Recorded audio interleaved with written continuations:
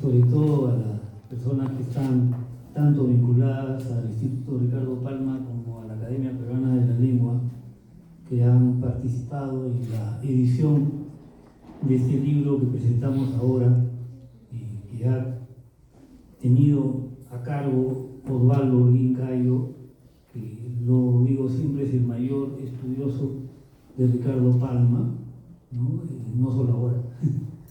En la bibliografía de Palma creo que no ha habido un estudioso como él, y uno de los que mejor conoce la época del siglo XIX, incluso desde fines del siglo XVIII hasta comienzos del siglo XX, es uno de los grandes especialistas. Bueno, quiero, de un lado, como si fuera los textos de esa época, pedir disculpas, porque antes se decía, yo soy del centro de Lima, antes uno decía Bajo el Puente, Barrios Altos, ahora los barrios altos son también arriba del yo vivo, ahora la división no es el puente, no, es esa cosa y es un problema saltar de allá para acá. Finalmente no vivo en los cerros de arriba, que es peor, ¿no? Y ya sería barrios altísimos. Bueno, pido disculpas, he tratado de hacerlo con un poco de salero limeño, ¿no? Y en segundo lugar, ha sido un premio tremendo para mí comentar este libro en caretas, que lo he hecho con mucho placer, y inmediatamente eso gatilló que Osvaldo me dé el honor de pedirme estar acá, ¿no? Bueno, ha sido un buen resultado de ese comentario, porque aunque conozco Palma, no soy ni de lejos pues, un especialista en Palma, ¿no? Al nivel que Osvaldo requiere.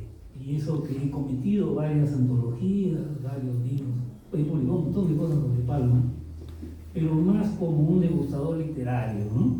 Más como un degustador verbal y no con esa mirada integral que tiene Osvaldo. Porque, bueno, a Osvaldo, aparte de Palma, me une una amistad desde el Patio de Letras. Él ingresado un poco después que yo nomás, pero no tanto, ¿no? casi somos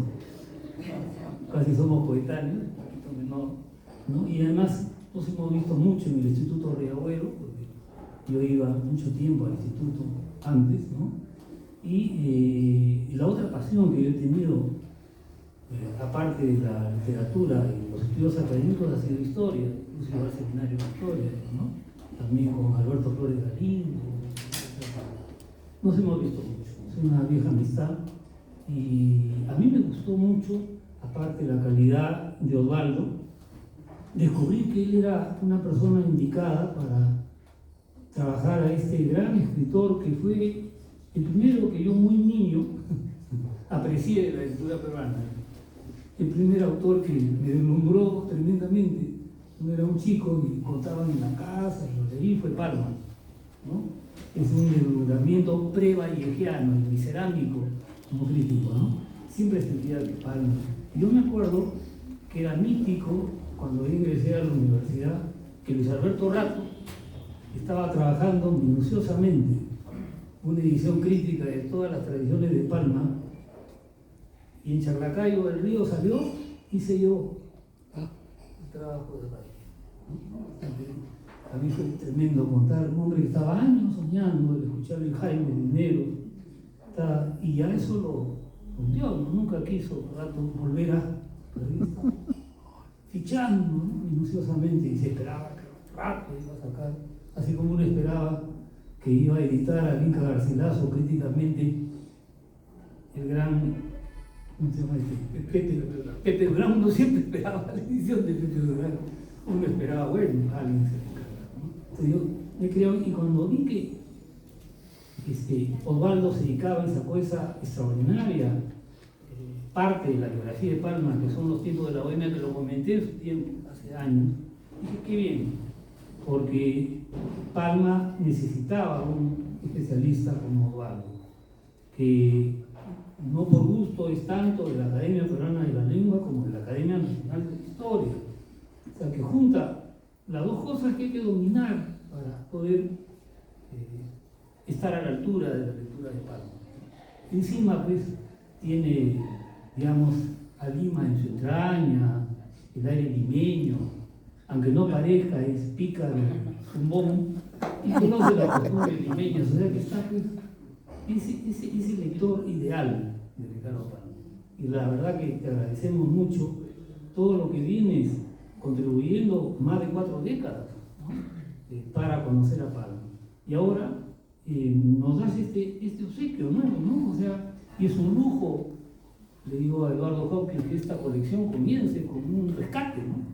Nada menos que el escritor que fue fundamental para que se cree la filial peruana. Entonces es un rescate mayor comenzar la colección de clásicos peruanos con algo que de modo definitivo Osvaldo demuestra que es hechura de Palma, que él publicó durante 25, como dice el título, semanas, esta columna, que ya la ha descrito muy bien el profesor Pérez Garay. Entonces es un aporte sensacional que enriquece la biografía de Palma, que esperamos, bueno, la Ricardo Palma ha publicado, creada por Miguel Ángel Rodríguez Herrera, y una edición muy completa, pero todavía siempre se puede agregar, ¿no es cierto? Porque se presta esto para ir completando esas obras completas de Ricardo Palma, ¿no es cierto?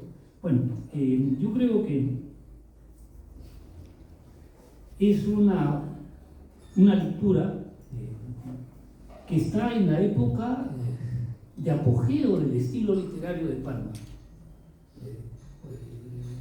En esa década ya había escrito Los Niños de la Tijereta y ya está seleccionando una serie de tradiciones, y ya definitivamente ha optado por el nombre de Tradiciones, ¿no? Hay una serie de cambios, y la primera serie aparece poco después, en 1872. O sea que estamos en un periodo maduro de Palma, que ya tiene un estilo personalísimo, ha creado una modalidad narrativa propia, y en ese contexto, todo ese dominio y ese cuidado y esa riqueza, de modo sorprendente, porque uno imagina que cada semana tiene que entregar esta columna, aparte de todo lo que hace, y es sorprendente por la perfección artística, verbal, aparte de las alusiones a la actualidad política, que las notas de Osvaldo esclarecen bastante quién es quién, te colocan para que uno pueda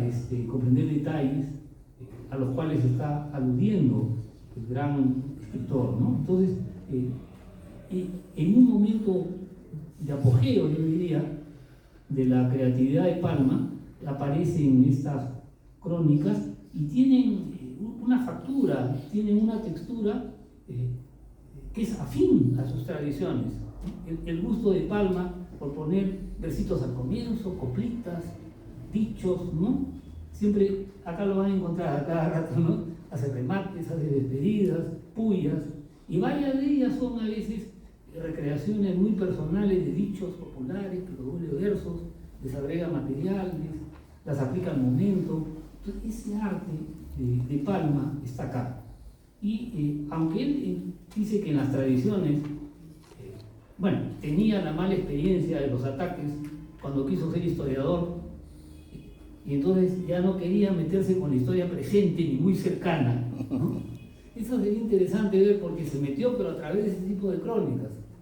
No quería hacer tradiciones que hablaran tan directo del presente y que generaran, al hablar, por ejemplo, del padre de Juan de Arona, generaran pues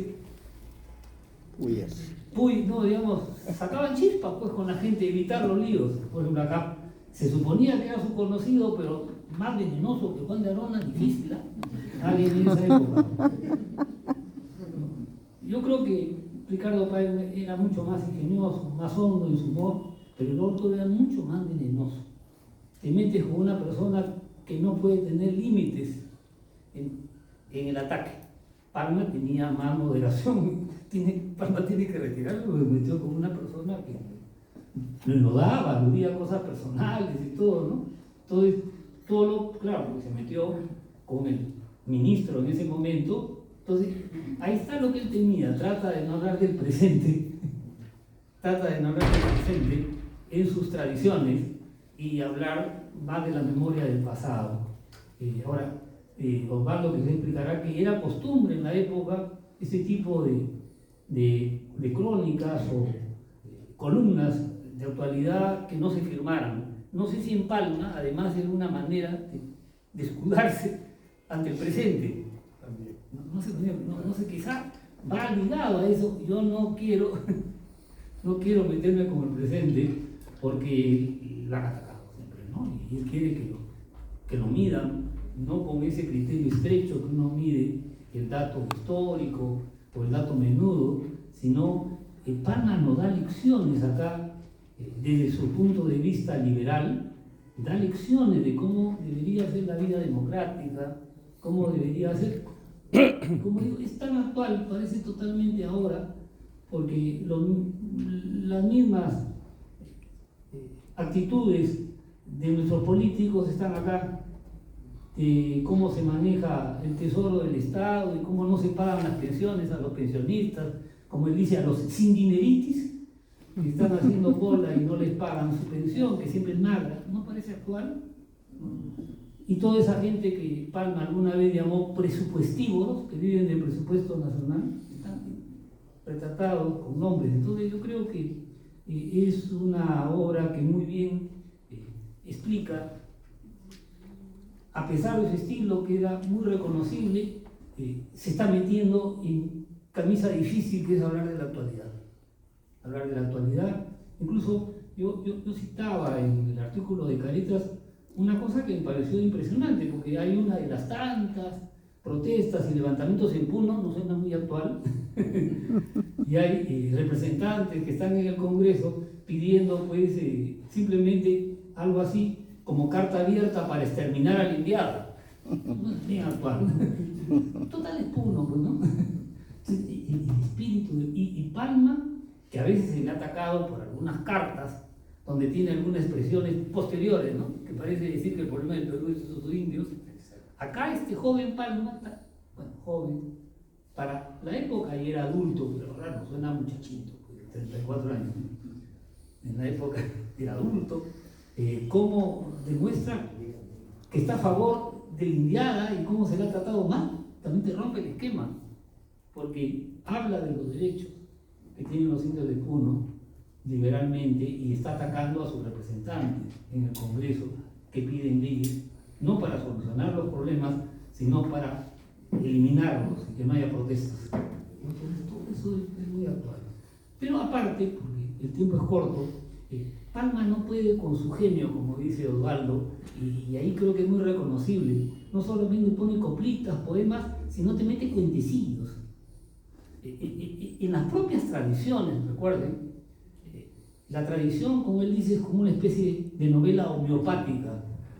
Es una especie de vale todo, porque aparte del argumento central, te mete otro cuentecito, te mete no sé qué, te mete otra anécdota, volvamos a la dirección histórica. Entonces Palma le gusta esas salidas, ese enriquecimiento, y acá también aprovecha, en muchos de los casos, pone cuentecillos, o hace una reflexión que no tiene de qué hablar, hace un juego, y después entra a la actualidad. Entonces todo ese trabajo es de un gran valor literario y completamente afín al Palma de las tradiciones.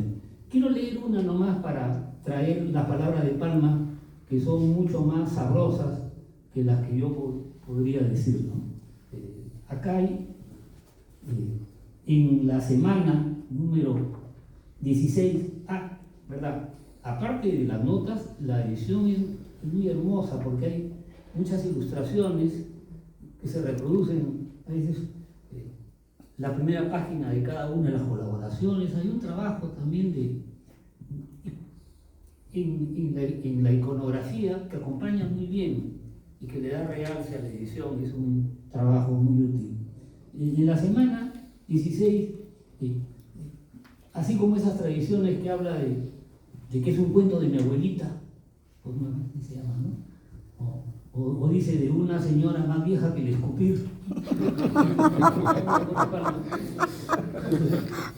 Acá, esta comienza como una tradición. Contábame mi abuela, allá en los tiempos en que las viejas rezaban el rosario. Pues si para él ya le parecía. Otro te dirá, ¿qué cosa es el rosario? Ahora, ¿no?